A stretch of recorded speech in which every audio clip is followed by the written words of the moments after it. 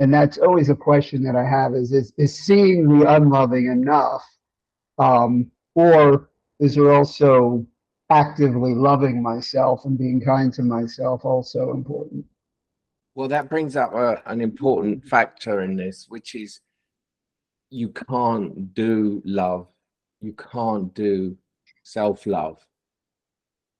So that's the only problem with that, because otherwise, you know, self-help work would all work and be brilliant and be the final solution in a way.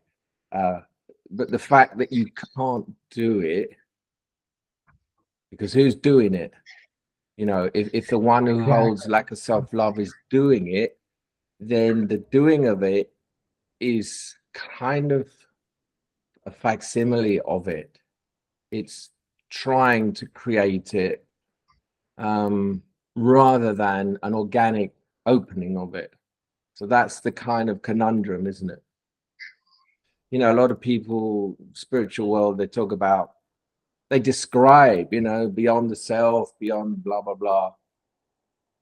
But that doesn't really help anyone. In fact, it could hinder, because you could then start doing, oh, I'm going to make that happen. I'm going to manufacture that. I'm going to hope for that in the future, and the seeking things. And when I say seeking now, I mean negative seeking, meaning going round and round, not positive seeking, which is just following the yearning. Yeah, then that all starts. So the big question is, how do you come to a point where it arises without doing involved? And well, I think that's what I have to say the word doing now, doing here, not doing here. Yeah. What I'm saying in this, Inquiring into. well, the thing is, the way I'm putting it in the bit I'm writing is that it goes on unconsciously, the personality or the self, it goes on unconsciously. So that's what keeps you aligned to it. So the process of inquiry is undermining that allegiance to it bit by bit, almost exposing it more and more. So it is no longer going on unconsciously. And I think there comes a kind of critical point where the outcome of aligning to it, identifying with it, which is the unlove, just becomes untenable, because it's not, there's too much love getting into the system, to put it poetically, to allow it. There's too much light coming in to allow the darkness of that to come in. Now that sounds all very nice, and that can also sound introduce seeking and hoping, oh, one day that will happen. So it's a dangerous thing. But I still say, and I'm sure you've all experienced from openings and understandings, the more consciousness there is of the system of the personality that keeps you tethered to your suffering, when you have breakthroughs, when you see through bits of it, that's when you experience the love that is beyond it. So it's this old question, like, is there a method? And, you know, I think Ramana Maharshi's method was the question, who am I? Which in a sense boils down to inquiry, doesn't it? It is inquiry. It's almost like, yeah, I think that's the only thing that helps. But of course, if you don't know about doing, and if you don't catch the personality coming in again, it just becomes more of the personality story in a spiritual form. And that's why understanding the personality is the key. Because otherwise you could be just pulled into that and think you're doing it all, and you're just, well, you are doing it all. I mean, the difference between the doing and being is the vital discrimination here. And why do I say all this? I guess because I have seen it happen, and I have seen it happen in me, and I have seen it happen in Rika. I've got this clear kind of research, I suppose. Yeah, and I know what it takes, so I don't ever demean it or make it seem easier than it is, you know. Yeah, I know what it takes. Yeah, I mean, you have to follow the yearning, and you have to follow your intuition and the one in you that knows. There is one in you that knows this is true from the times you have experienced it, from your childhood before the wound. There is something in you that knows that that's where the yearning comes from, and that's what you follow. And that's what will save you, hopefully, from not getting caught up in doing and hoping and the kind of false idea of what this is. That yearning, if you follow it, will lead you in the right direction always. So it's like a sort of tuned into that is the best thing you can have. And you can link it with words like intuition, yeah, the knowing, a feeling, a deep feeling. It's a feeling beyond logic, something that knows without knowing. Yeah. And often, of course, you know, we're not in touch with that, and it's shrouded by the clouds of personality. So again, it's tuning into that and finding that. It all comes back to, hence the phrase, what is beyond personality? That knowing is beyond the world, the personality in the world is creating. So, I mean, I like the phrase life beyond personality because it describes what this is without taking away the mystery. It's saying, here's the world of personality, and you can describe that, as I've said before.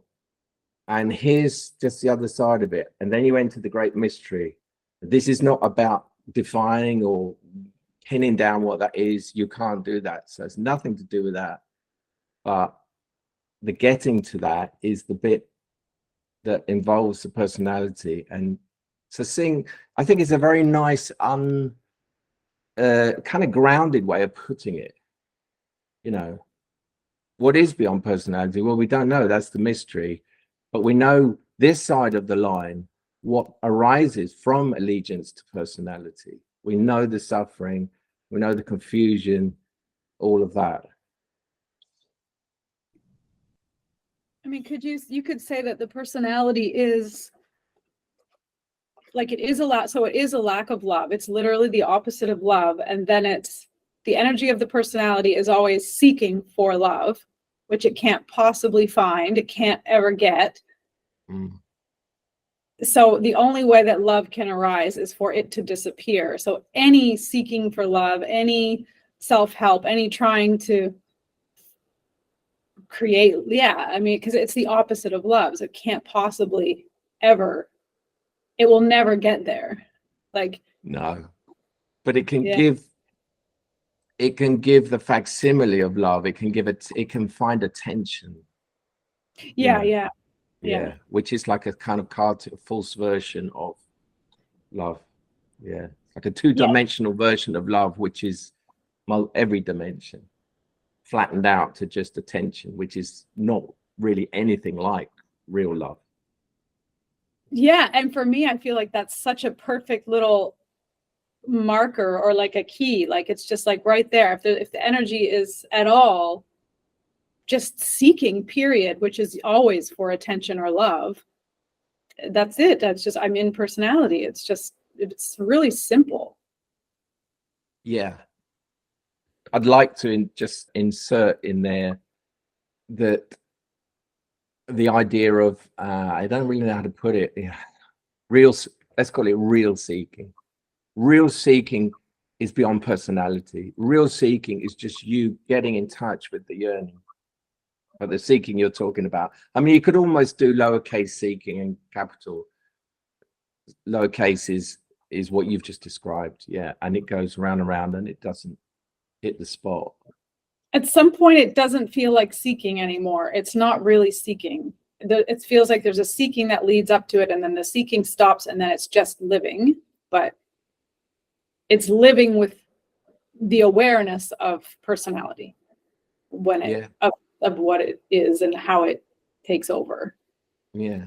You could almost call it listening. It's like the listening to the knowing, being tuned to that rather than the personality, which is telling you, do this and you'll be happy. Yeah. One points to being, one points to doing. Yeah. And the other factor to say in all of this is that when we become aware of lowercase seeking and doing and hoping, we don't bring in condemnation, because that would be the personality slipping in the back door again. Always that kindness. Oh, here it is again. You know, nothing more than that. Just, oh, there it is. It doesn't matter. It's just, yeah. Yeah. It's a constant dropping, drop it. Like, it's like a constant dropping. Yeah. Like I see what and teachers use. They say it's a continual death, continual dying. Like, yeah, not getting hooked into it again. Yeah. I mean, it's almost amazing how it works. It keeps trying to come in so cleverly and so subtly. And also, you're seeing your identification with it. If you get pulled in by it and then you catch it, you're seeing your identification with it. And every time you do that, that is seeing, that is beyond personality. Every time you catch it, and every time you don't judge it, but just see it. This is why seeing through your patterns is what it's all about, because otherwise, whatever happens, you're seeing it through the filters of your pattern. So even if you have a moment of freedom or a moment of seeing, the pattern itself will come in and try and diffuse it or downgrade it or turn it into something else. So in the end, the system that does that is what dissolves. So you're kind of, those filters and those things that are put on life dissolve. That to me is what waking up is. You don't have that system putting that crap on everything anymore. You still may be living with resonances and whatever has happened in your life, you know, but that gradually kind of gets eaten up by the awareness. And it gets eaten up because there's enough freedom to see it without condemnation, with the clarity of kindness and self-love, really, without any wavering away from that. So then you can say, well, what if the pattern itself is lack of self-love, right? If that's the pattern, if that's what you're seeing, Right. you've got to see that pattern without applying to it lack of self-love. So that's what choiceless awareness is. Choiceless awareness is before what is seen. Therefore, as long as you're in contact with the choiceless awareness, you're not interpreting whatever's happening, what you're seeing through the prism of that pattern.